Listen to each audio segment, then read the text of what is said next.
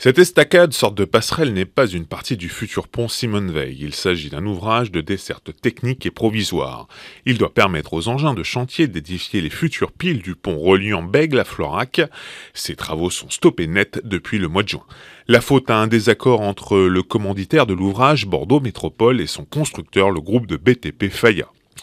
Le futur pont Simone Veil mesurera 549 mètres de long pour 44 mètres de large. Il reposera sur 8 piles installées dans la Garonne et reposant sur une centaine de pieux enfoncés à 20 mètres de profondeur.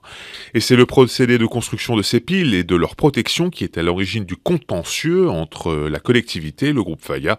Un système de bâtard d'eau doit être déployé pour chaque pile, mais le groupe Faya estime qu'il y a un risque compte tenu de la nature du sol au fond du fleuve. Il ne serait pas d'assez bonne qualité. Le groupe de BTP souhaite mettre en place des protections devant ces bâtards d'eau pour les renforcer, ce qui entraînerait un surcoût de 18 millions d'euros pour la collectivité sur un marché de 70 millions d'euros hors taxes attribués au groupe Faya. Un médiateur spécialiste de ces questions a été nommé début juillet. Ses conclusions devraient être connues ce vendredi. La construction du pont Simone Veil, le 8e de l'agglomération, a débuté en décembre 2017. Il devait être livré en 2020, mais avec ses péripéties techniques et juridiques, ce chantier pourrait accuser jusque 3 ans de retard.